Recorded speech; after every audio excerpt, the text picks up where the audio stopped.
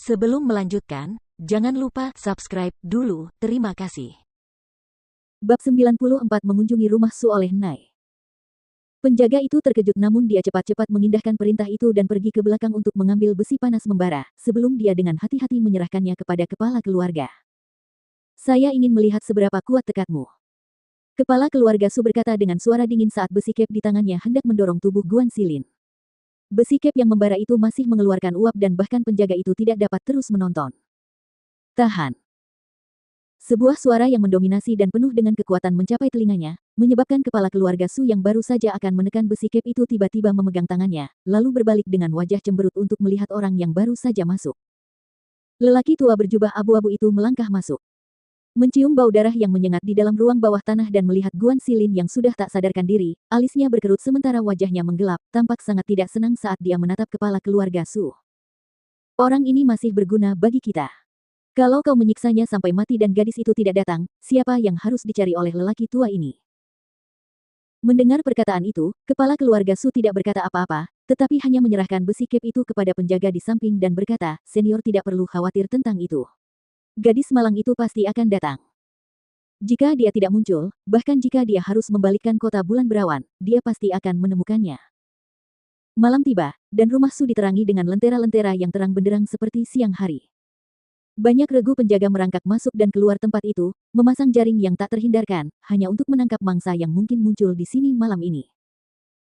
Tersembunyi di balik bayangan untuk mengamati mereka seharian penuh hanya untuk menunggu malam tiba, Feng Jiu tiba-tiba melihat sosok yang dikenalnya dalam balutan hitam. Alisnya berkerut dan dengan semburat merah, dia melesat ke arah sosok itu. Leng Xuang baru saja melompat ke dinding di pintu utama ketika sebuah tangan tiba-tiba menutupi bahunya, dan tangan lainnya menutup mulutnya saat dia ditarik ke dalam bayangan. Dia baru saja akan membalas ketika sebuah suara yang dikenalnya berkata pelan. "Itu aku."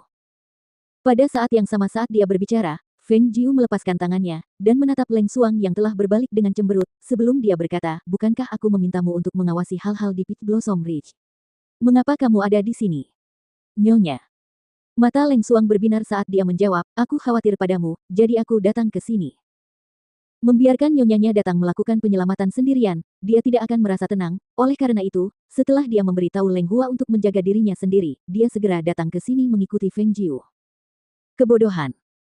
Dia berbicara dengan nada berbisik, "Jika aku tidak menghentikanmu, kau akan mengacaukan rencanaku malam ini." Mendengar itu, Leng Xuang segera menundukkan kepalanya dan menjawab, "Maaf, Nyonya.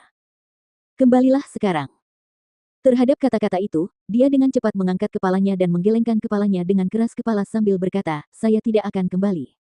Saya akan membantu Nyonya menyelamatkan Tuan Muda. Kalau masuk ke sana, kamu mungkin benar-benar terbunuh."